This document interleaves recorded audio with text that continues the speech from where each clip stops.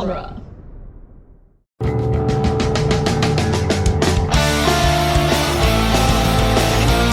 In the world of Hollywood, movies get greenlit and redlit. They get remade and rebooted. But we are the ideal. I'm Sam Gasch, and you are listening to Ideal Remake. Thank you for listening to Ideal Remake. We take movies that either have been, will be, or should be remade and talk about what the ideal version of that remake would be. Up until today, from the other side of the microphone, it all looked so easy. And that's why for this episode, we're recording from inside the podcast.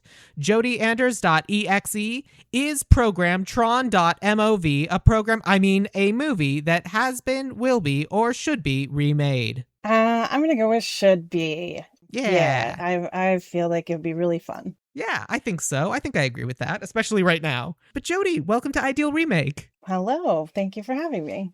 My pleasure. So for anyone who is listening to this and doesn't necessarily recognize you based on your voice, tell us a little bit about yourself.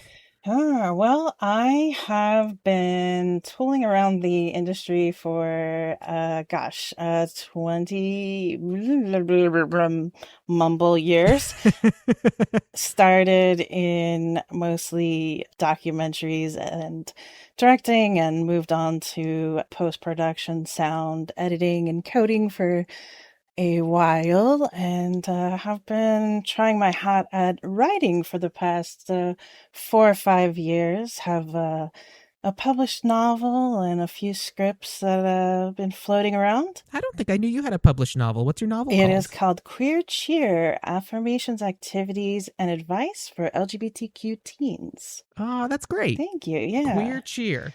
I love It's that. lovely. Came out about, was it a year? Well, no, 2 years now. Yeah. Congratulations. Thank you. Awesome. And obviously that brings us directly to Tron. Of course, because it's a quintessentially queer movie, right?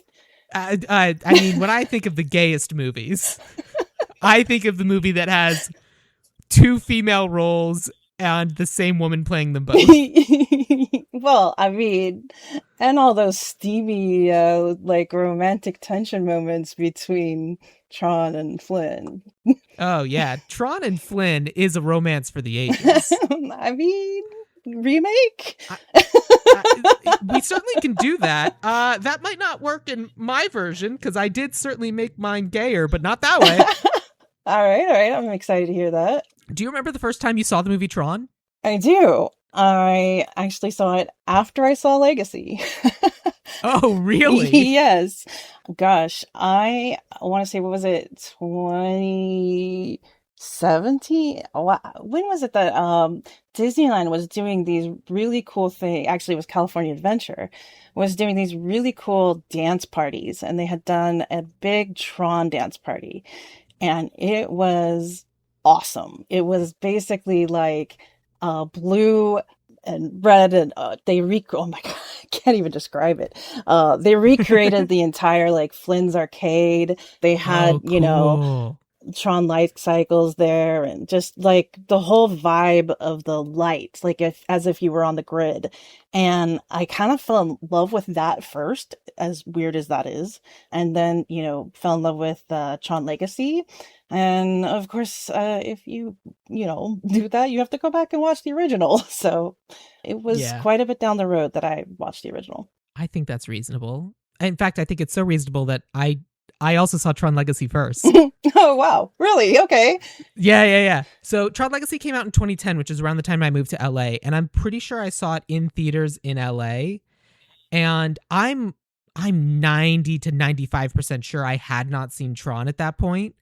And so I saw Tron Legacy because it was super fun. And I remember talking to my friends in Tucson about it, because I'm pretty sure I watched the first Tron with my high school buddies from Tucson. And I think Claire, who the former guest of the show and now has her own podcast called Binary Break, which is along with also former guest on the show Tanner Vogelsang, they have a podcast called Binary Break where it's a Digimon real play tabletop podcast. It's and it's great. Anyone who's into Digimon or various things or tabletop games would enjoy it. And so I'm pretty sure I was watching with Claire and some of our other friends, and I think she was talking about just the interesting history and like how there's like Tron video games and they're all canon because like they talk about Flynn's kid and Alan's kid and Laura and like everything else and like all these different pieces because like it's all digital, so it's all video game stuff and it's all like their stories kind of coming together. And it's been this whole continuum of storytelling, and that's kind of what Tron is. I don't remember any of that, No, yeah. but I think it was because I saw Tron Legacy that Claire was like, "No, we're watching Tron." And so we watched Tron, and that's kind of how I first saw it. And then I think watching it again for this episode is only the second time I've ever seen it. I think that might be true of me as well because there was stuff that I caught and then if not the second time, definitely it's been many years. But there is stuff that I caught that I just do not remember whatsoever. And it was a little bit of a surprise to me actually. Hopefully good things. Yes, yeah. I mean, definitely, I think this is probably the first time that I'd watched it from the depth of screenwriting that I have and the witty, the witty little banter, like one-liners that are thrown in here and there just felt so spot on amazing to me. I definitely think I enjoyed this viewing of the movie more than I enjoyed my first viewing, despite the fact that I was watching with friends. Like, I think I was more receptive to the movie this time. Yeah, I think so as well. And I caught a bunch of like Easter eggs and things that I hadn't caught before because I wasn't as familiar. Fair. It's always really fun to me to think about the movie Tron, the movie with that Jeff Bridges is in. Tron, the Jeff Bridges movie. Tron. What character does Jeff Bridges play? Well, it's not Tron, I can tell you that. And he plays himself and Clue and then becomes best friends with the title character. So like the titular character, like the famous big guy, the like main character, not named after him. No. No, yeah. And I just think that's so fun.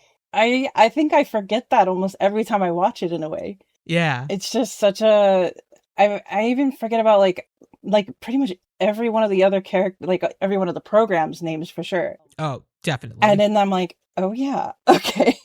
Right. And like I really enjoyed Tron Legacy when that came out. I don't know that I saw it more than once or twice, but the true legacy of Tron Legacy is obviously the soundtrack, Yes. which I still write to this day. Yep, me too. It's excellent. And I have like some other who's his face, whatever the bands are. Oh no. Daft Punk. Like I have like a couple other Daft Punk things I've thrown into the playlist, but basically it's just like this is the soundtrack where if that's happening, that's on. Writing is happening today. Yeah. Now that I actually think about it, I want to say I was at Comic-Con when they first previewed Legacy, and that might have even been the first taste of it with the music, because the music has been a huge part of why I've loved this from the beginning. So much that like I felt like really nervous and oh my gosh, I was really anticipating with Aries and being a somewhat of a Nine Inch Nails fan, just excited to hear what that was. So I'm curious. I have not seen Aries. Wow. Okay. You know what? We gotta hit pause and come back when you do. Whatever. I've had enough Jared Leto. It's fine. Spoiler, music-wise, there were definitely like a few parts that felt that same like energy that the Legacy had. I know I did the same thing where I actually previewed that in Comic-Con for at least one of the songs, and I really enjoyed that song, so I got really excited. And maybe that was a bad thing because it did not hold up to the level of Legacy. I'm sorry. I mean, it's hard. It's such a banger album, but like it's so interesting that like the two sequels are so like they're like album, like they're basically like extended album music video kind of things. Yeah.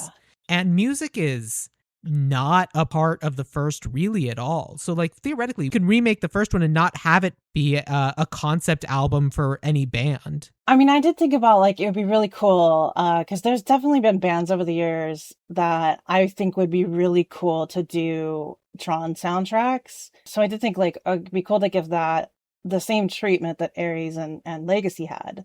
But you know, I'll be honest, I looked up the composer for the first one and I had no idea that they had actually done a couple of rather iconic soundtracks. Oh yeah, tell me. Clockwork Orange. Ah, And I'm trying to think, is it, I think maybe Space Odyssey or I'm trying to remember the other one. There's another Kubrick film, and I mean they're iconic. Like he had, yeah. and I guess you know for what he did at the time, honestly, this was probably also somewhat iconic and lost on us watching it later. Probably, but like even still, like it's not a band being No, joining the movie. yeah, It's a movie composer. yeah. And so like it is different. Well, so I took that one step farther. Oh, this is going to be exciting. Okay. I had this thought process that it would be really cool to do a remake a la Baz Luhrmann style, musical like Moulin Rouge or like All right, so really go out you're the there. you're the second person in a row to come in and be like, so what we could do is let's not prep Sam at all and let's make this whole thing a musical. Hey, I asked you if you wanted to. I didn't think that's what you meant. I'm like, oh, you don't need to tell me the casting ahead of time. But I know I have on the cheat sheet like if we're making a huge change. But hey, let's hear it out. It's certainly an interesting idea, and certainly that's the legacy of what this franchise has become. Because fundamentally, like Tron Legacy and Tron Ares, like there's an element of them that are kind of musicals already, and like despite the fact that the original Tron isn't that, I feel like it would be turning our back on what the expectations for Tron would be, especially because you and I both love the Tron Legacy soundtrack so much. That's what Tron Ares was trying to do, is they were trying to be like, here's the next incredible soundtrack. That it would be foolish of us not to introduce music. Yeah. Which is something I didn't prep, and we'll have to figure that out ourselves. Well, I mean, I have other ideas too if you want to play. Oh, we'll figure it out. We have to talk about the movie as it was, but my cast cannot sing. That could be, I mean, there's something to be said for digital era and you know, clearly I'm sure there's some point we will get into AI conversation with this. We have to. But like, you know, using, oh my gosh, what is it called? The voice modulators that are so frequently the synthoids. Yes, so like making this into a Hatsune Miku concept album. You know, I mean, what kind of commentary does that make if your non-singing actors were using? I mean, the interesting thing about Hatsune Miku is that, like, because she's so beloved by so many artists, it's such an interesting comparison, because my understanding is that all of her music is written by people and then performed by the Vocaloids. Oh. And so it's not generated music. It is like they are songs that are then performed by the Vocaloid programs. Like people talk about how like these different artists and everything prepared and wrote and created the songs. Okay. I don't really know anything about it. I'm not necessarily a Hatsune Miku fan, but I know that the people there are so many artists I know and respect who are, that I know that Miku isn't AI in the same kind of way. Yeah. Well, and I mean, there's a lot of like gray area between, you know, sampling and all kinds of stuff like that. So yeah. Which sampling exists in all forms of music anyway. Yeah. However, but yeah, like Hatsune Miku is certainly going to have to be in the conversation regardless. I mean, the Master Control Miku, whatever you want to call it. Okay. But let's talk about the movie as it exists. Yes. So for the people who haven't seen Tron, who were shocked by the revelation that Jeff Bridges does not play Tron. Yes. This one's for you. How does the movie Tron begin? Oh, gosh. Okay, so what do you have? You have Alan. Oh, I'm trying to remember the actual opening scene here. Does it open with Alan or does it open with Clue? I think we start with Clue, running the program and doing his tank thing and running away from the like weird floating platform things. And so I think that's how it begins. And we get to see like the program and the typing and the movie hacking of do this, do that, do a computer. And then we see what happens. And then Clue kind of gets captured and Bit flies away. And then we go in and then we see Alan running his program and we see that he gets cut off from his level 7 access. Yes, you're right. And then he gets pulled into Dillinger's office and it's like, hey, so you know how you're doing computer stuff? Yeah, I'm going to do this thing to protect all of our assets. And it's like, don't worry about it. We have a master control program to do that for us. And then Dillinger and master control program are basically talking back and forth to each other. And you kind of there's like a whole piece that's missed in the whole Clue part. There is, you know, the stolen video games, right? Yeah. Which we find out from Flynn because then Alan realizes that they're worried that like he's hacking into the system, but he's not. He's trying to prevent people from hacking into the system. That's why he created Tron. He goes and talks to his girlfriend Laura, who she and Gibbs are doing a program that can scan things into the computer and like digitize stuff. The orange. It's a real Chekhov's laser. Yeah. And they're like, and Laura's like, oh, you're definitely not hacking in, but you know who is? My ex-boyfriend, Flynn, who's the best hacker ever. He and Dillinger used to be best friends. Let's go talk to Flynn. He's probably mad about this because Dillinger has his executive position because he stole all of Flynn's games. Yeah, it's a very nice, dry setup. And I love that she's like, I have to go warn my ex. Yeah. Well, it's also the aspect of like, it's all of this level of corporate subterfuge, and you realize it's corporate subterfuge at a video game company, like an arcade company. Yes. Like this company, Encom, makes like the arcade cabinets that then kind of fill Flynn's arcade that he lives and works at. Yes, where he makes nothing but the quarters. You sweet 80s children who truly believed that a sci-fi futuristic movie would take place at an arcade. You know, there's a few. And they're all delightful. Yeah. It's a real Last Starfighter kind of moment. Oh, I think that's the one I'm even thinking of as that was kind of the culture at the time, though. I mean, that's definitely like a 80s staple is the arcade, so. Yeah. What else are they going to take from us if we don't have arcades anymore? Truly one of the shared spaces that has gone away. Yes. So they go and talk to Flynn. And what happens when Flynn talks to Alan and Laura? I mean, they basically come up with this whole plan where Flynn's going to come and help hack into, Encom so that Alan can, release Tron into the program. And they're going to help Flynn find proof that he created the video games. And this is also going to restore their level 6 access or level 7 access. And yeah. And they're doing all this because they don't trust Dillinger, and this master control program is taking all of the different computering things to do. Yeah. It's truly trying to be the alpha and the omega program. Yep. So they go in, they are running, they break into Encom. Alan and Laura kind of run distractions. Alan goes to his terminal so that as soon as Tron's available, he'll be able to communicate with his program at his computer.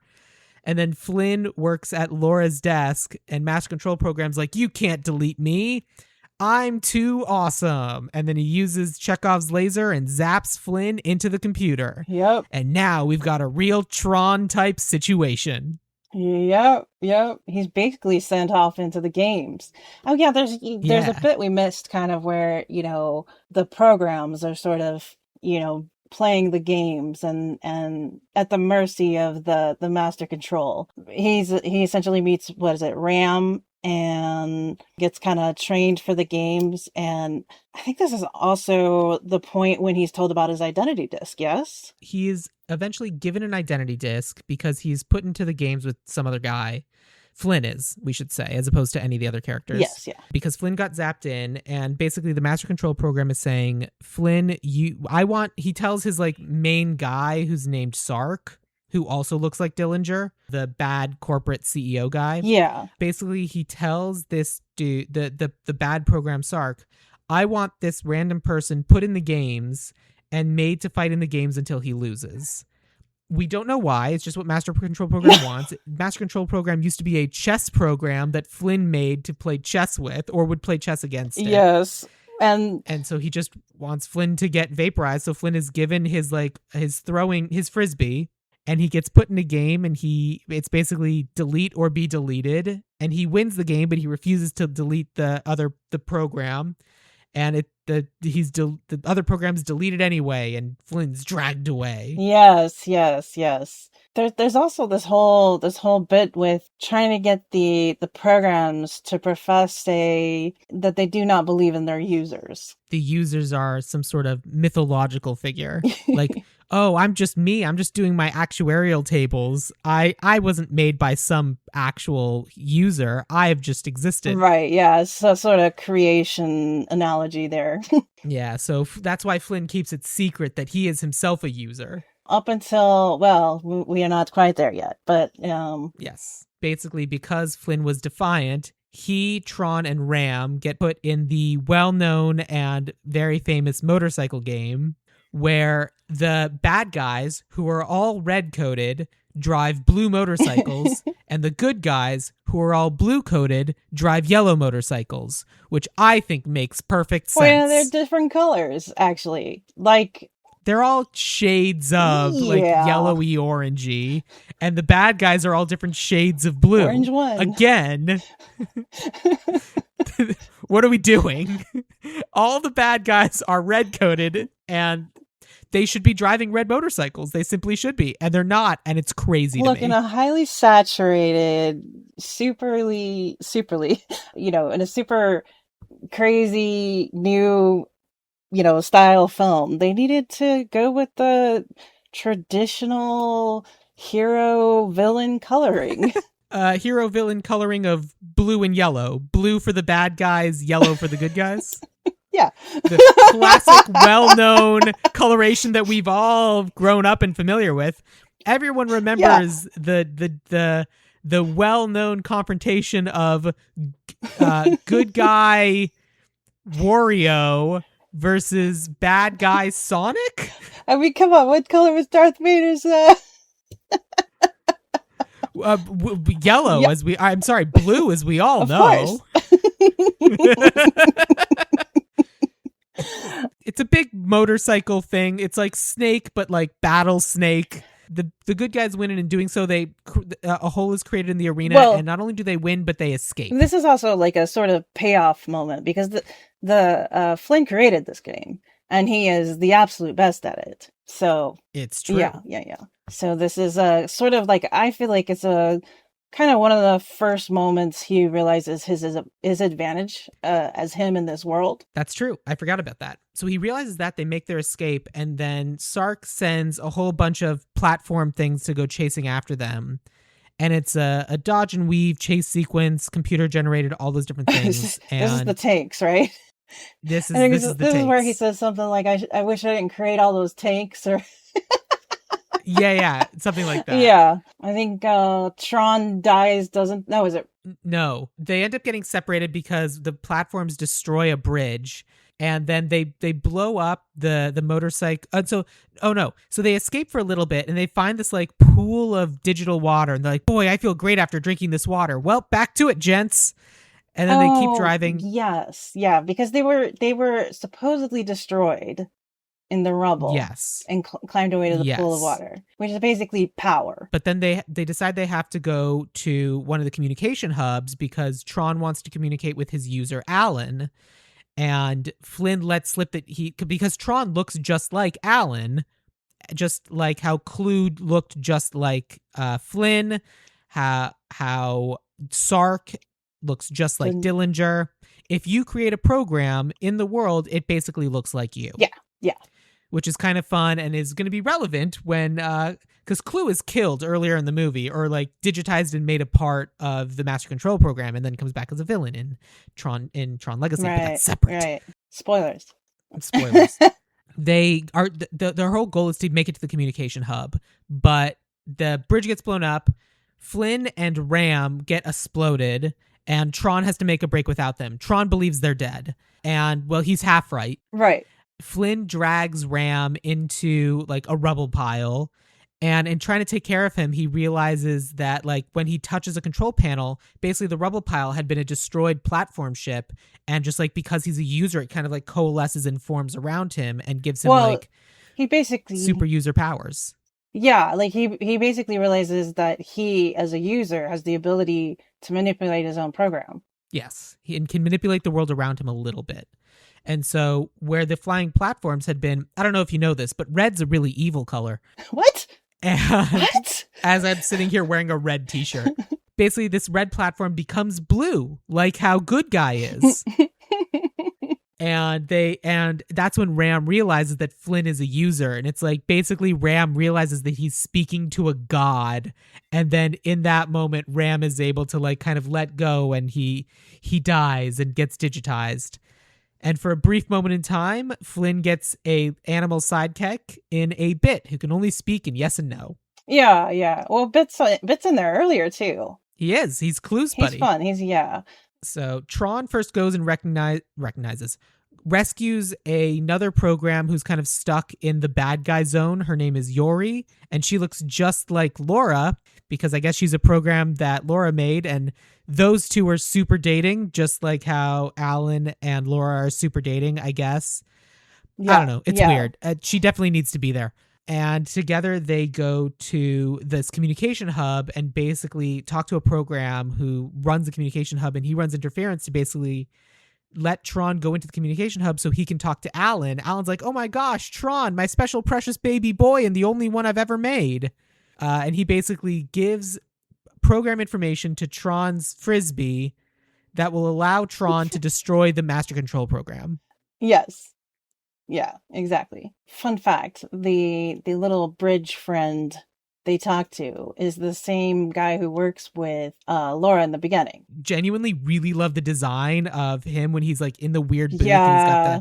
the hat and he's like plugged into the system.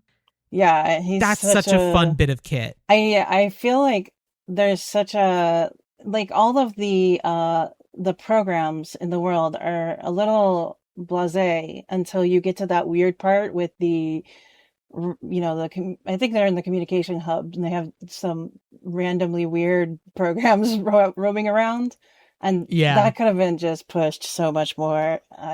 Oh, fully I agree. loved that. It's so fun. But anyway, Yeah. so basically we now have these competing storylines of both Flynn and Tron trying to make it to the MCP and sneak their way in so they can do shenanigans. And eventually that happens. And Flynn realizes that when he like presses a hand to one of the bad guys, he can make himself turn red and kind of like do the control his program thing as you said. Mm-hmm. But that ends up being a problem because he then pretends to be one of the bad guys who then go after Tron and Laura as they steal a ship that's going to take them to Master Control Program. And Tron knocks out all the other bad guys and only almost kills Flynn. And then Flynn's like, wait, no, it's me, please don't. And Tron's like, Flynn, I thought you were dead. And he's like, surprise, I thought so too. You almost killed me. He's like, no, I just switched sides. And so then all three of them are together and they reach a point where there's like a barrier in like the ship like data stream, and Flynn is able to use his user powers to kind of move them over onto a different path. And they're like, what even are you? And he's like, so don't be mad, Yeah. but I kind of wasn't telling you my secret. Yep. So I'm kind of a user. It's not a big deal. And they're like, it's actually kind of a super big deal. We're basically meeting God. Yeah. And he's like, no, you're nice and silly. Yeah. I'm paraphrasing, but I'm pretty close. No, I feel like that could be a dialogue substitute. So they make it in and they run into Sark, who's given all the master control things, and Sark fights Tron, and Tron's like, no, I'm the best. Meanwhile, Flynn's doing something. I don't remember what. Oh, It doesn't matter. Yeah, it doesn't. It's all it's the big boss level. Yeah. Sark and Tron have this big showdown where, like, It turns out Sark's also very good at games, but Tron's the best, and he beats Sark, and Sark gets taken out. But then Master Control Program fills him with so much more power. But then Flynn climbs to the top of the thing, and he's like, no, the only thing that I can do is like sacrifice myself. And he jumps into like the data stream of Master Control Program and turns Master Control Program from red to blue, which pauses him long enough for Tron to throw his super frisbee in and disable the Master Control Program. But don't forget, he kisses. He kisses Yori for some right reason. Before he jumps into the stream because she's worried. She is worried. And then later when she reunites with Tron and kisses him too, she's like, oh, we thought you were dead. Oh, I'm glad you're not. Anyway. Yeah. It's a very important plot points there. Oh, extremely important. And so basically they destroy the Master Control Program. They get evidence that Dillinger stole the programs. And then Flynn gets back to the real world.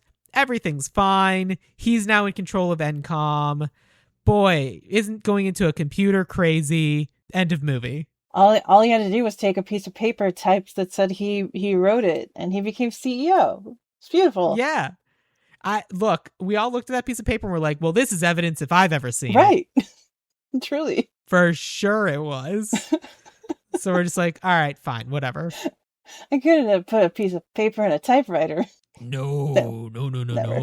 This needs to be dot matrix paper. So that's Tron. That's the movie as it exists. Mm-hmm, yeah. And we're going to add a lot more music, you're saying?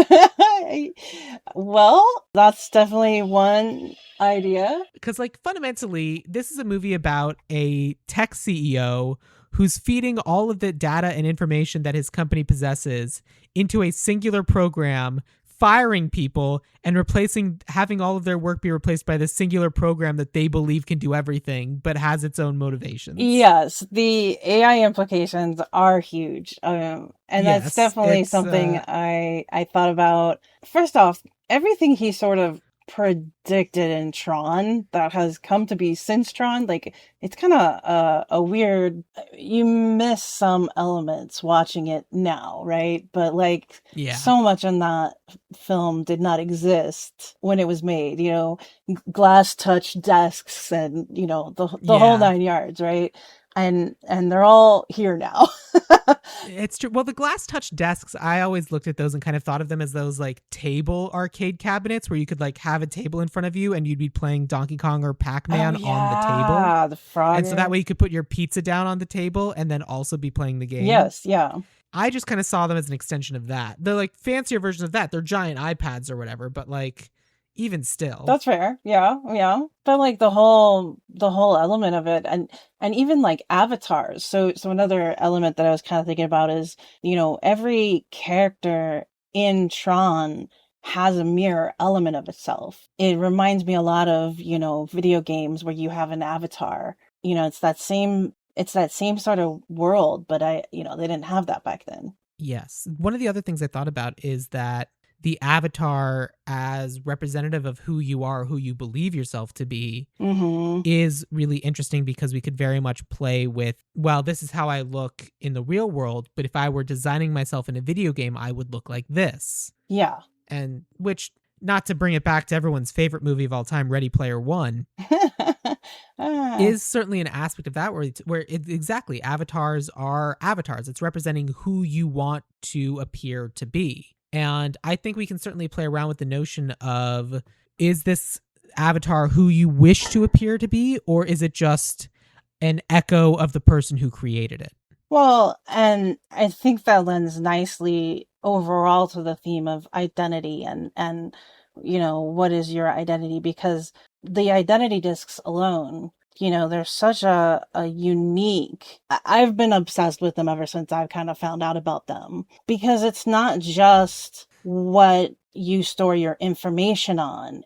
It's, how you identify yourself, like what you store who you are on, and you fight with it. Like you're literally throwing your identity at somebody to kill them. It is wild that it is both singularly the most precious thing about you. Yes. And also the thing that you release into the world as a projectile weapon. Yes. Yeah. I mean, that's It, phenomenal. I can't think of another, just off the top of my head, I can't think of another weapon like that. it's like if lightsabers were powered by, like, in order to have a lightsaber, it had to also be your soul. Yeah, yeah. Somewhat, yeah, because the force is tied a little bit in there, and Yeah. I think that makes it rich in a lot of ways. It is interesting because, like, we literally have Alan load the program that they need onto Tron's disk, and it's like, this disk is the most important thing because this is what can save the day. And then Tron's Hmm. like, cool, I'm gonna throw it at that guy. Yeah. Yeah. And it's like, okay, It's a hell of a lot of confidence. I hope you get it back. I hope it's very Captain America's shield, where as long as you get it back, you're fine. Right. Right. Yeah. Yeah. No one ever catches those. And then we get to Tron Legacy, where Tron ends up getting 2 discs. Yes, and I think they went into a little bit more, if I remember, in Legacy, like the actual like derezzing of a disc versus, and what happens to Yeah, the self versus the disc, that when you get derezzed. right. Because, like, I believe what happens in Tron Legacy is that Tron catches one of the discs and then fills it with his own code, and he basically takes it over, and then he has 2 discs and then destroys the original program for the disc that had been associated with that disc, because now they're just both him, and he kind of like does his own little master control program thing of taking over of another program. Yeah, yeah.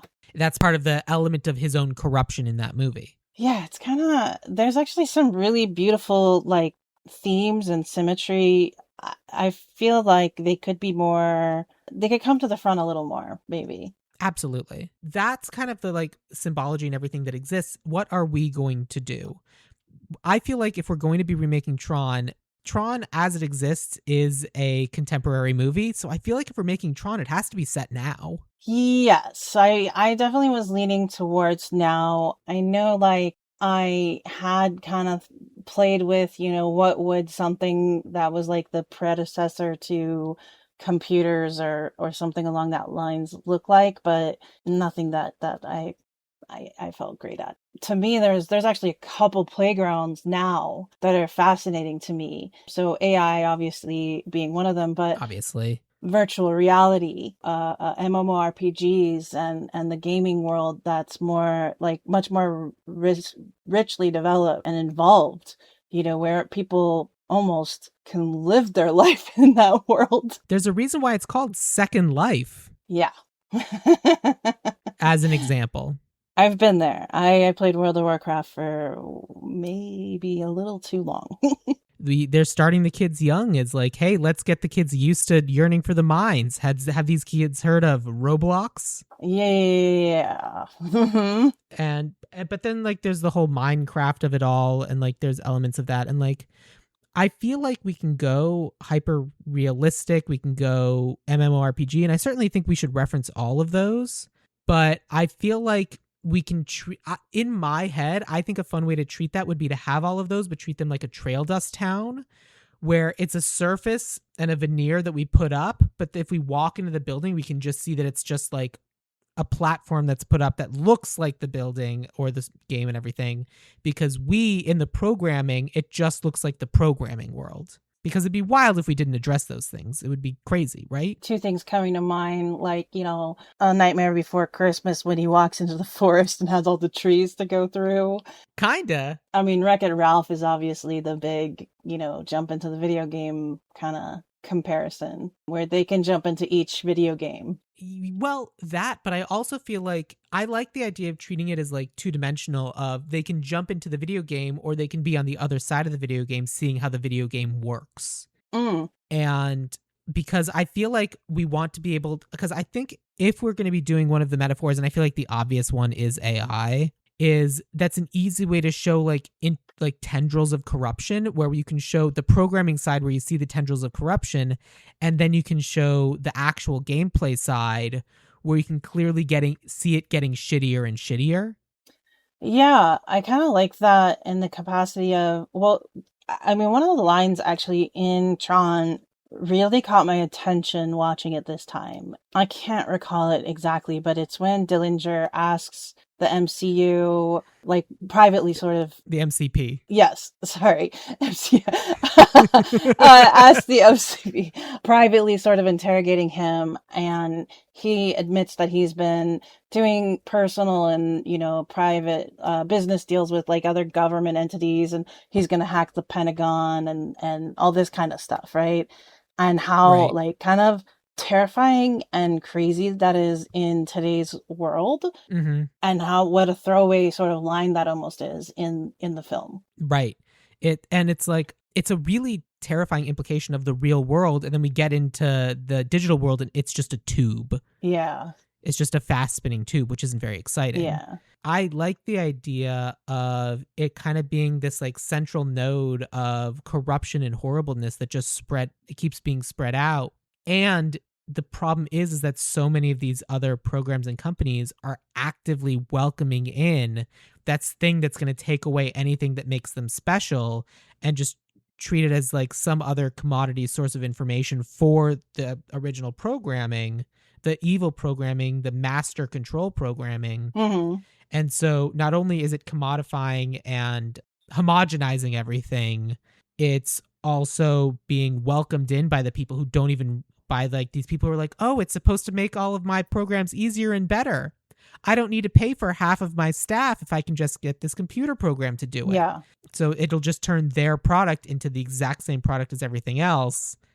And why would we need them then if there's nothing special about them? Yeah, I do like the exactly. idea of even amidst all of this, Flynn got run out of whatever tech company he's working at, and I still think it would be funny if he still works at an arcade. If like you basically we start with the same premise that he works at an arcade. Well, I think we can change a lot of things about the premise, like the type of company, everything else, like even where they used to work. Like Flynn can be one of the fired people who got replaced. And I just think it's funny that in a representative of individuality and creativity and not being all plugged into the same AI generated slot machine, he works at an arcade, which is kind of this own dying industry, but Got for a you. different Yeah. reason. No, I like that. That's really cool. It kind of though, the only thing that's interesting about that, I'm thinking that through for a hot second.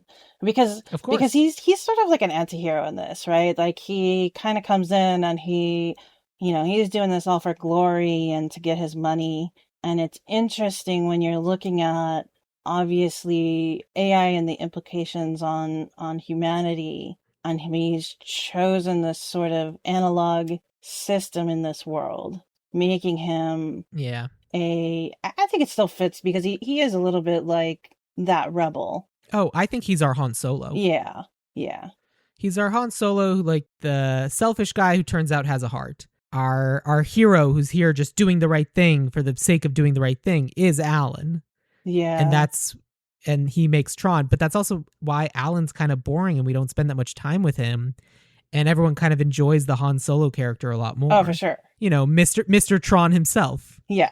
Yeah, that's But definitely. He's the one that really goes through the change in this film. So, it's yeah. true. And like there's also an element of we don't actually know how long in real world time he was in the game, or not even in the game, in the system. Yeah. But I don't really think that part matters as much. I just find it interesting Yeah. because Alan's just sitting at his desk waiting for Tron to like email him. I know, like, I mean, I guess I would assume it was like a night or a day, but I think it would have felt to him like a day or two, but to everyone actually doing the corporate espionage, it was like, I don't know, 10, 15 minutes. yeah, yeah. What kind of industry do you think NCOM should be in this movie? And Hmm. or is there even a central NCOM? Do Flynn, Alan, and Laura, should they be working at entirely different companies and they're seeing the similar sort of things happening at their companies? Well, I mean, so if you're doing this sort of the similar AI backdrop, right? It's a set of looking at today, you have several corporations who are embracing this technology, right? In reality, we know they're all evil. Yes, but like, can you leverage working with one of them? Like, I think that if we were going to be doing something, I think it would be Flynn who built the program in order to help workers make work easier so that people could be better at their jobs. And instead, he was then fired, and Dillinger used it not to make people better at their jobs, but to fire people from those jobs. Then I think that we would have a little bit of the intent behind the programmers wasn't necessarily to be evil, but you cannot have something like this in the world of capitalism because it's just going to get extorted to try to wring as much money out of the system as possible. So even if it just started as a, hey, let's help the workers be a little bit more efficient and get through their day a little bit faster, and maybe they get to go home to their families an hour earlier. Instead, he's fired and turned into, hey, let's fire everybody. Then I think that's probably a little bit closer in line to the good versus evil that we're looking for in a Tron movie. Yeah. Let me up that a little though. Please. Well, just because I'm thinking in Ares, it's a little bit similar in a way because there's sort of like a military gun, stealing Flynn's permanence code to basically develop military weapons kind of a thing. Because like the whole thing in Tron Legacy is that they're trying to escape the computer and go exist in the real world. Like Clue is amassing an army to go take over the real world. Yes. Which is, we don't need to do that. Which is kind of what he sort of started in what he's saying here, right? He's looking to, get into the Pentagon and so forth. Right. But digitally. But I'm curious, like, what, keeping on the theme of identity and things like that, what implications there might be to go with an AI that, like, controls people or tries to steal identity information or something along that route. I think we could do that. I think we can absolutely have our master control program not only stealing identities and then constructing people based on those identities. The whole thing with the master control program can be that it is attempting to create its own perfect world, and there cannot be any flaws or glitches or anything else that isn't controlled by the MCP in that world. Mm-hmm. And so it's very much anything that is connected to the internet, the MCP wants to take over and turn into its own homogenized version of itself because that's its own version of beauty and glory. And when we find out that there's this path in and out of the computer, well, that's just another way to start touching the real world and homogenizing everything. I mean, you don't even have to go there, but if you lead the possibility, that leads nicely into the, Legacy and Ares, if you want to keep the trilogy in check. No, not really. No? Okay, well then screw that. We're just remaking Tron. We're not worrying about Tron Legacy or Tron Ares. Well, forget those. Well then, either way, because I really love that aspect of, how does that translate back into what's happening in the real world? Like one of the things that I always wondered in the original Tron was you have these programs that are being stolen from users, and what are those program, like there was, what is the insurance agent who was helping, help, I don't know exactly what he's doing, I forget. I think that was actually Ram, right? Yeah, he's the actuarial program. Yes. Where are those users, and what are all those programs that are, like, what is the implication in the real world if all those programs are being stolen? So I realized what we're doing. What I realized that we're just doing is, what was the name of the character in The Matrix who went, Mr. Anderson? Is it Mr. Smith? Yeah, Mr. Smith. Yeah. And how Mr. Smith takes over all of the programs inside the Matrix and turns them into copies of Mr. Smith. Yeah. And then in the later Matrix movies, in the third one, he escapes the Matrix and then goes and starts doing that to people in the real world. I realize that that's what we're doing right now, and maybe we don't have to do that specifically, but I like let's not do that since it's been done to medium effect, but let's have it be like we can have all these different worlds and games and styles, and they all kind of get homogenized into like sleek, shiny, gooey, sloppy versions of those same things. Okay. Where we have like World of Warcraft gets taken over, and it gets, instead of having like all the edges and the lights and the style and the pizzazz of World of Warcraft, it kind of gets smoothed over and it's all just kind of like the same looking now. And then it gets into Minecraft, and literally all the cubes don't even have hard edges anymore. It's rounded and soft and gooey, and all of those characters also start getting homogenized. And it's like a sword in World of Warcraft will look just like a sword from Minecraft, no matter how different those games really are. Like then we can get into a platformer, and that looks exactly the same soft, shiny edges kind of thing, where you can tell that it came from something, but they're now kind of under this sheen, this oily sheen of gross slopness, where instead of it's just they're all the same Mr. Smith, they're all smoothed out versions of the original so as to not offend anybody.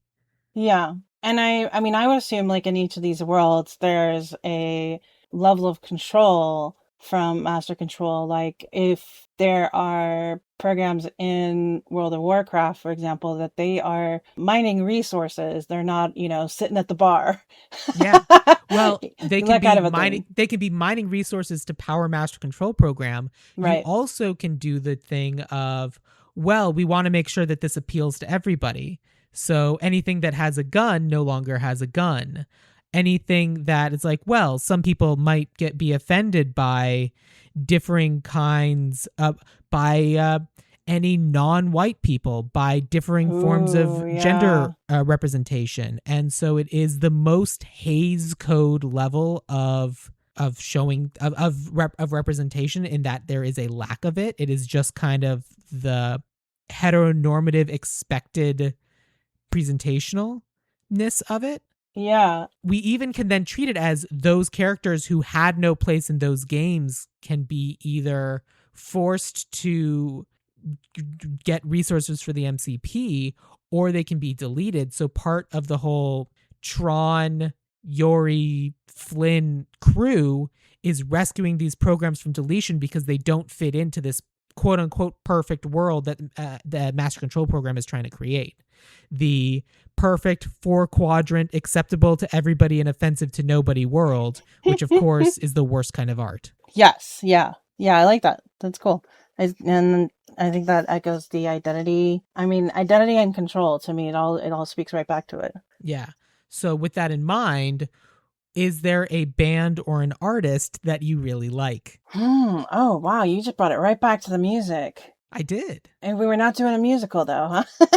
Well, we can do a musical, No. because one of the really fun things about doing the music in this way is music styles can change mid-song, and you can watch as interesting and cool electronica gets homogenized into pop. Like the poppy Soja Boys, what was it in K-pop Demon Oh, Hunters? yeah. Yeah. Yeah. Yeah. The Saja Boys, Saja Boys. Okay. All right. All right. Look, they're So, all about their soda pop. dun, dun, dun. Now that song's gonna be stuck in my head. Absolutely it is. That's what the program's going for. Everything is going to be soda pop because it's easy, it's accessible, and it gets stuck in your head, just like the program itself. Basically, we're doing a little bit of a little bit of the Matrix sequels and a little bit of Josie and the Pussycats. I like it. I think that would look pretty cool. Yeah. I mean, I long ago had a band that I would always think would be fantastic for a Tron remake, but I would be surprised if you knew who they were. Hey, that doesn't matter to me. If you think they're perfect, I don't have a band, so I'm just going to trust your judgment on this. They're a band called Sigaros. Tell me about them. Okay, they're from Iceland. Everybody knows Björk. Sigaros would be probably the second most popular musical act to come out of Iceland.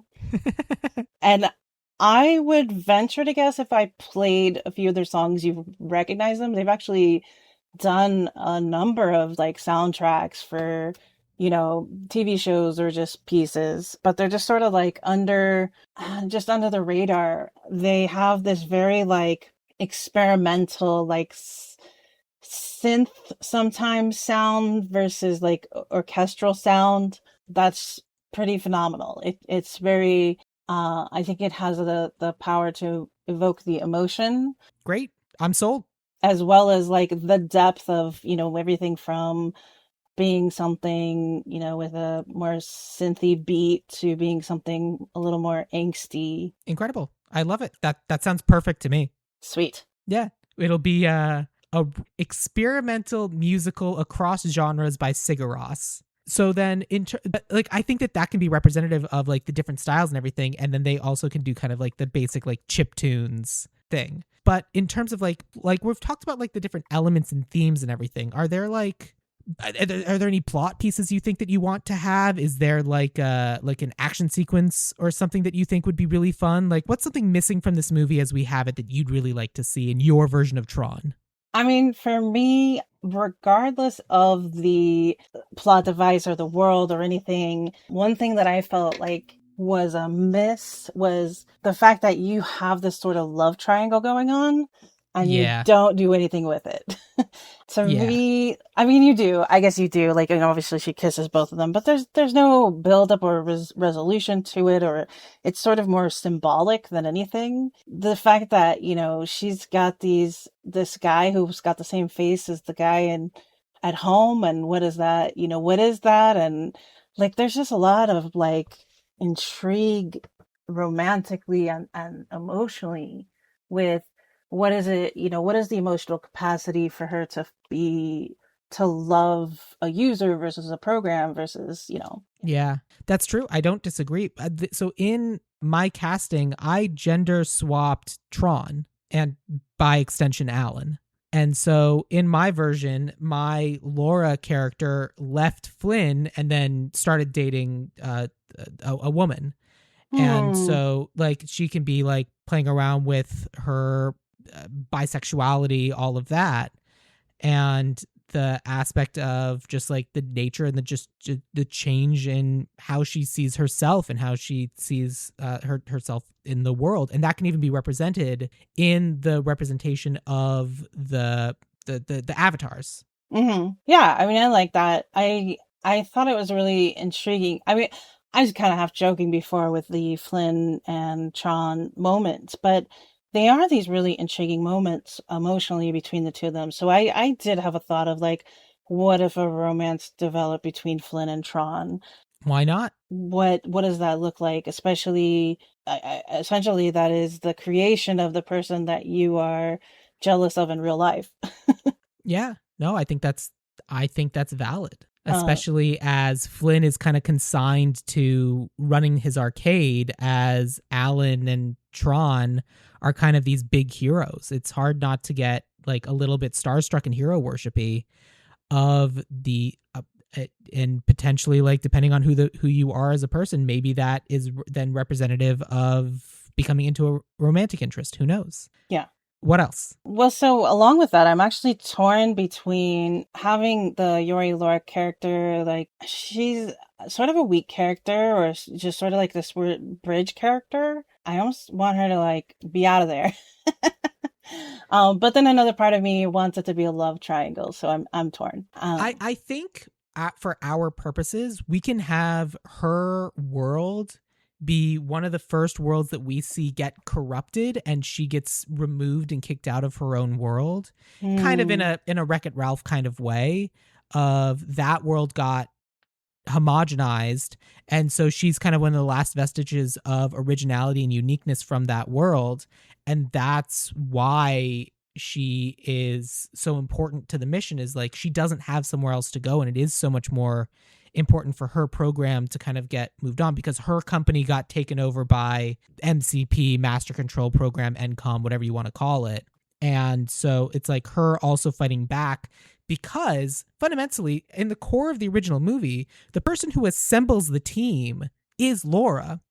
It's Laura who brings together Alan and Flynn and basically puts the plan together. So if we have a true leader, it's Laura.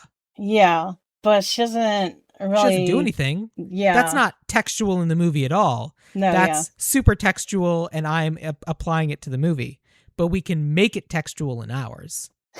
Gotta be a bigger reason she goes to Flynn in the first place. I mean, she goes to Flynn because he is the best programmer she knows. Does she? I thought she went to him to warn him. Yeah, that's true because Alan heard that someone had been hacking in the system and she's like, well, it's definitely this guy. We're going to go warn him. And then he's like, I mean, you're warning me, but basically this dude's doing terrible things. And like, all right, let's Yeah. go risk everything, do a subterfuge and take him down. And it's like, takes no convincing for them to risk their careers and their lives to go break into the system. Yeah. Yeah. So it kind of fell flat for me. I think in our version, she can be the first victim. And in doing so, she brings a team together because she's like, I'm assembling a team of the best people I know because we are not going to let this happen to anyone else. Okay. Yeah. That makes sense. Side note, at one point, I thought turning this into a heist movie would have been fun. I mean, it is a heist movie, essentially. Well, like a buddy, having a group heist sort of a thing. Have they ever done a heist musical, or is that something that you're going to spend your life writing the perfect example of a heist musical? Because I think you could do it. Damn it, Sam. That's actually really great. I'm so excited. Whenever you need someone to read it, I'm volunteering right now. Oh man, I'm writing that down like right now.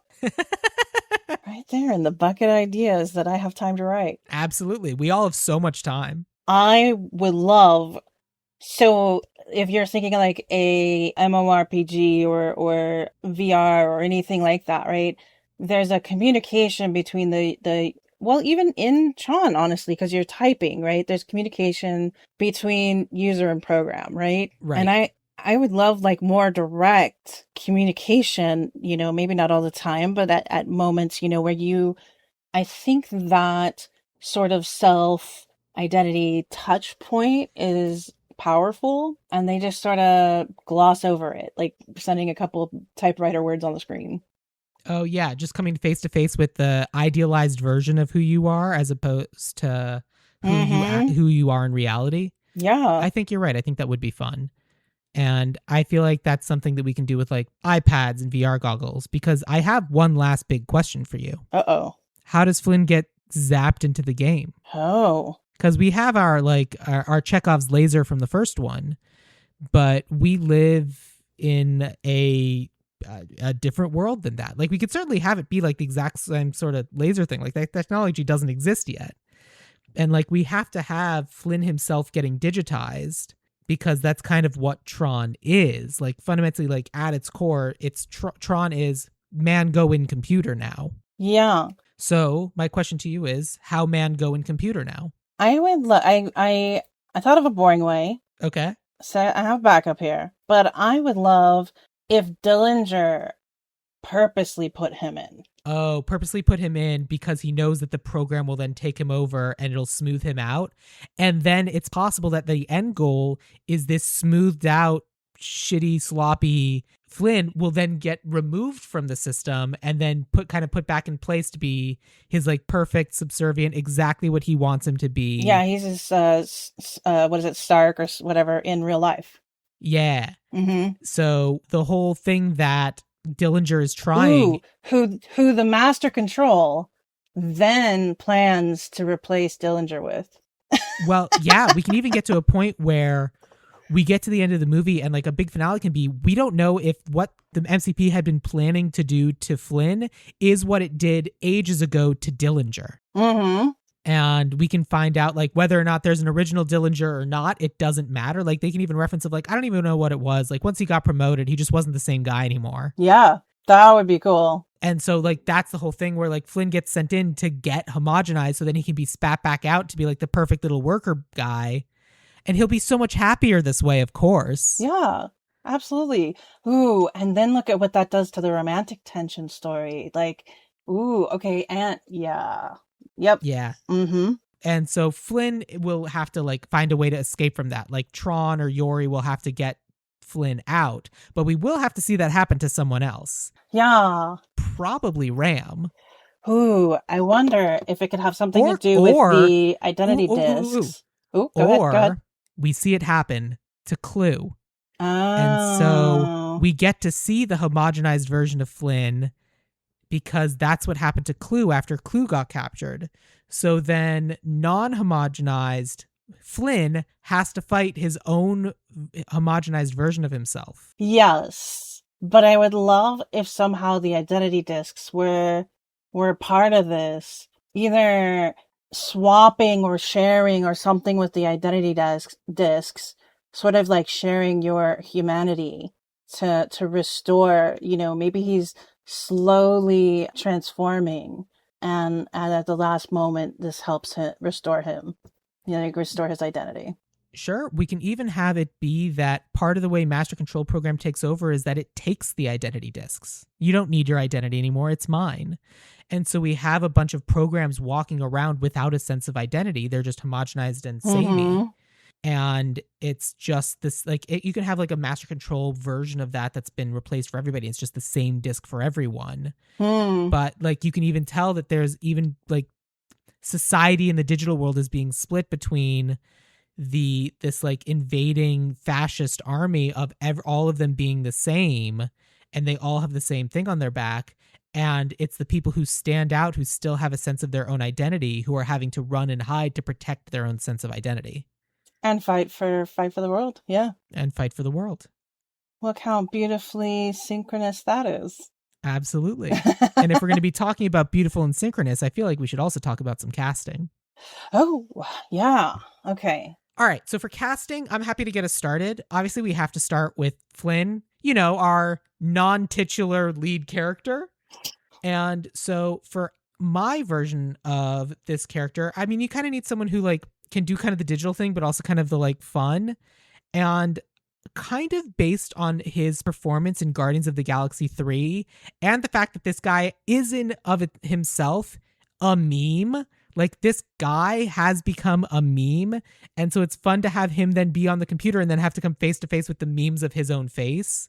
I went with an actor named Will Poulter. He's in We're the Millers, where it's the I got this, I got this, I got this. You guys got things?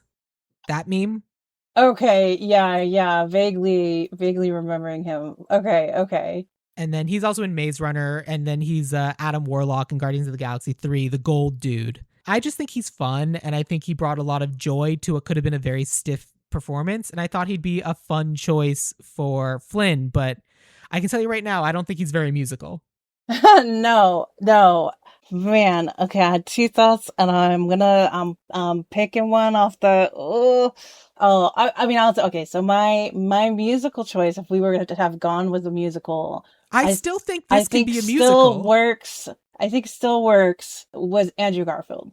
Oh, that's that. I mean, Andrew Garfield's a very good choice, and I still think this can be a musical. There's no reason to think it can't be. And like, a musical still has plot and characters and things that needs to happen. We're not just standing around and singing. I think Andrew Garfield's an amazing choice, and we already know he's an excellent action hero. Yes, yeah, He's and charming, and yeah, Yeah, like he's it's. potentially a little bit older than I would have cast, but like, he's still excellent. He still plays a little bit younger. I think Andrew Garfield's an excellent choice for Flynn. Oddly, I think probably all of mine are older than what you're gonna cast. But we'll see. We'll see. Who did you have for your Alan/Tron? This is a character I did gender swap. Oh, okay. You know what? You know what? I don't like mine. You go. Okay, so I wanted someone who can kind of like be classy and formal and businessy, but then like in the digital world, we get to see how much of a badass this person truly is. And I have only ever seen this actress be incredibly tough and intimidating and a badass. But of course, obviously, she's an actress. She's gorgeous. And so she can kind of like play that thing of like the version that she is, the kind of like glasses nerd in the real world, and then like the badass person that she believes herself to be in the digital world. And so she's an actress named Tati Gabrielle. She Tati is Gabrielle. What do I know her in? That name she's sounds in familiar. Uncharted. She was in Mortal Kombat 2. She's also in The Last of Us. Oh God, I love her. Ooh. Okay, I'm on board with this. Okay, yeah. And so I thought that'd be a fun choice for Tron. And I have to say, I definitely would want her to be a lot more just a confident, strong woman than our current Laura is. No, this is for Tron. This is Alan and Tron. Oh, no, sorry. Oh. I said I gender swapped Tron. This is for Tron. No, you're right. My brain just like hiccuped to Laura. No, but actually, yeah. Mm-hmm.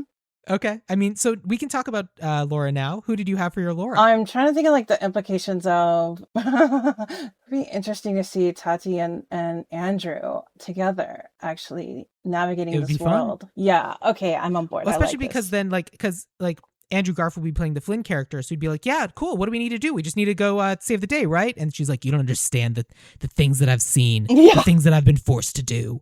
You're a child in this world, and I'm here to kick ass and take names." And Andrew Garfield's like, "Cool, cool, cool, cool, cool. Whatever you need to have going on, that's fine. Yeah, no, I think that she would be pretty good for that. Cool." Who do you have for Laura? It's a TV show that everybody loved, and she talks to the screen. Why can I not remember it? Yeah, it's with the if Fleabag. You're trying to think of Thank you. Fleabag. Yes, yes. Thank you. And so then that means that I assume that the actress that you're trying to come up with is Phoebe Waller-Bridge. Thank you. Thank you. Thank you. No problem. So you are suggesting Phoebe Waller-Bridge for the Laura Yori character.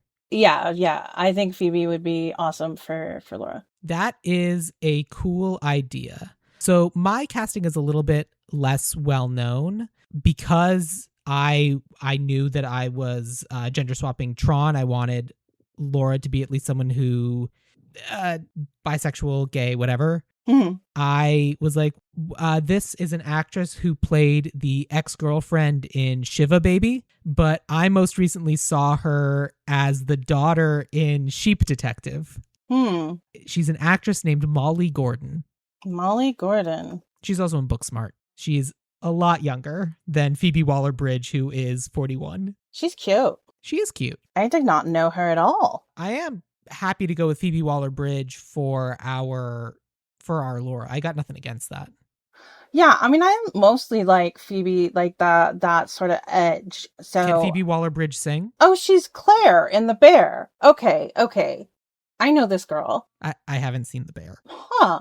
Yeah, that could totally work. I think that's that same sort of like edgy vibe. Well, it just depends on what you want to go with. You tell me. Who would you rather have, Molly Gordon or Phoebe Waller-Bridge? I'm happy with either. You can genuinely, like, if you push your person, that's fine. I'm going Phoebe.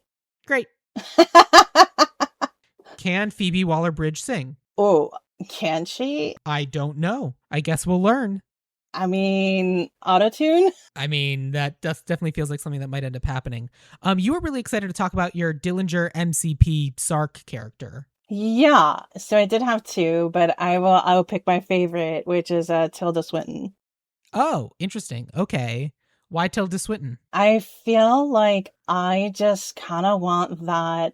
First of all, I think it would be cool to have that her accent, like her regular, like gives the master control just a little bit of that. I'm just oh my gosh, what's the word? I'm blanking. Sorry.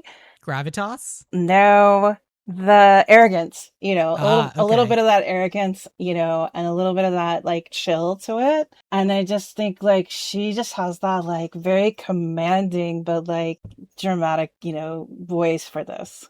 Okay, great. That's fun. I went with someone who I've ever seen do one live action thing, but then he's done a ton of voiceover work. And for like Master Control Program and everything, like it kind of, you can see it. And he is an actor named Michael Rosenbaum. Oh, I know Michael Rosenbaum. Yeah, he Yeah. was the villain from Smallville. Yeah. He's Lex Luthor. He's definitely like he's a great like I like a lot of his stuff. He's really fun. Yeah, and so I thought that he'd be fun just because he also has the gravitas, but also can kind of like do the blend of this kind of generic looking guy in the real world and then like the interesting like monster AI in the digital world. We're talking about the Master Control, right? Dillinger, Master Control Program, Sark are all played by the same person. Yeah, I was actually thinking more having Master Control separate from, and Dillinger and the Sark being the same because they sort of represent Sark, the Master Control, as a totally different character in the world. Then let's do that. Let's have Dillinger and Sark be Michael Rosenbaum. So let's have Dillinger and Sark be Michael Rosenbaum, and then we'll have our Master Control Program be Tilda Swinton. So then I have Gibbs/Dumont and I have Ram. Do you have casting for those roles or any roles that I'm missing? I did not do Ram other than thinking I kind of wanted someone with like a comedy vibe to them. Yep, that's who we have. Yes. Who do you got? Richard Ayoade. Okay, I'm in. That sounds fun. I like Cool. that. So that's our Ram, and then we have our Gibbs and Dumont. Who did you have for that character? I apologize that I'm blanking on the name of him right now. Like he is Clark Gregg's sort of like occasional like assistant who comes. At one point he dies and it's like supposedly his brother who comes, but they're like identical because it's the same guy. Patton Oswalt. Thank you. No. All that. No, we're not doing Patton Oswalt. That's what's known as a distracting casting. No, my choice for Gibbs/Dumont is an actor named Chin Han. He's interestingly in The Dark Knight. He's in the first Mortal Kombat. He's in Marco Polo. He's an incredible actor. He's a little bit older, although at this point he's kind of in line with some of the other casting choices you had. But he's another fun role, a little bit interesting. And I thought it would be fun if we had an Asian actor playing one of the characters, just because there is a long history of people of Asian descent being involved in programming. And it would be interesting if one of the older programs was an Asian man. I'm iffy on the reasoning, but I think I know who you're talking about, and he is fun. But we'll go with him for Gibbs Dumont. Yeah, and that brings us I'm to in. writer and director. I have separate writer and director. Do you have anyone for that or no?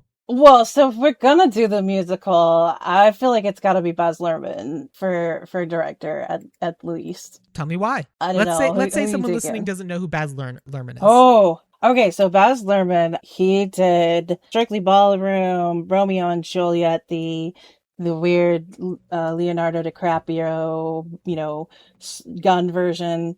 Moulin Rouge is probably the biggest one everyone knows, and then recently Elvis, and lesser known Get Down on TV. So this is your pitch for the writer. More no, this is my pitch more for director. For my director, I went with Matt Reeves for Okay. all of Planet of the Apes, Cloverfield, The Batman, all of that. And then for my writer, I went with a writer who she has worked on the Monarch show. She worked on Supergirl. She worked on the Goosebumps show. And I just thought that she would kind of all of those kind of elements coming together kind of does make for a fun Tron movie. And so her name is Mariko Tamaki. Tell me why. Because I think the blend of big bombastic monsters in the Monarch show and kind of the character intrigue and the superpowers of the Supergirl show, and then just kind of the fun little horror and mysteries of the Goosebumps show can blend all those things together and make just because she has experience working on all these different things, I think makes for someone who would be good at telling this story. I mean, Monarch especially is kind of about a secret society trying to protect the world from monsters, right? So that also kind of is hey, we're trying to assemble to protect the world from a very specific monster, AI. Yeah, that makes sense. Okay, I buy it. I'm in. I do feel like, though, I would rather go with Baz than Matt. Okay, so if we go with our writer being Mariko Tamaki and then directed by Baz Luhrmann, that's fine. So that is our cast. Let me take you through the cast that we have for our remake of Tron. Flynn/Clue will be played by Andrew Garfield. Alan/Tron will be Tati Gabrielle. Laura/Yori will be Phoebe Waller-Bridge. Dillinger and Sark will be Michael Rosenbaum, but the MCP will be Tilda Swinton. Gibbs and Dumont will be Chin Han. Ram will be Richard Ayoade. All this will be written by Mariko Tamaki and directed by Baz Luhrmann, with music by Sugar Ross. Perfect. That is Tron. Jody, you gonna go see this movie? Hell yeah. That sounds fantastic. Dope. We did it. We did a remake. Congratulations. Awesome. Woo! Thank you so much for being my guest. So I guess now's the time. Let people know about your book again, and then social medias if you want people to follow you on social media. It's super easy. Jody Leanders at almost all of my media. That's Lea because my mom does not know how to spell Lee. Jody Lee. So Jody Lee Anders. Yes, Jodie, like Jodie Foster or Jodie, the way they know how to spell it with the IE. Lea Anders, Anders.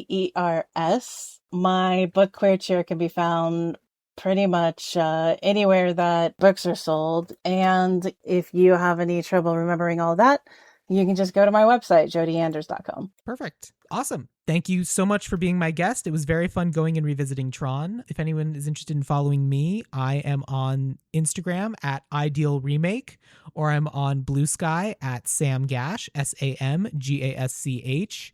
Or you can look to join the Discord in the show notes of this episode, where we can talk about all sorts of computer programs that you were a big fan of. If you want to talk about the legends of the Zoombinis with me, I'm interested in having that conversation. But yeah, we will end this episode the same way we end every episode. Jody, what is your favorite quote from the movie Tron? I'm actually going to go with a sign rather than a quote. There's a lot of really iconic, fun lines in Tron, but one of the coolest things that I think is in there is actually a command that's on the edge of like the little wall of Alan's desk when he comes back in there. And it says, I'm going to butcher the hell out of this, but like Klaatu Barada Nikto. And it's one of the most famous commands in science fiction history from the day the Earth stood still. Oh. Yeah, it's basically like the command that they give to stop the robot in that film. Oh, good. I like that. What was it again? Klaatu Barada Nikto.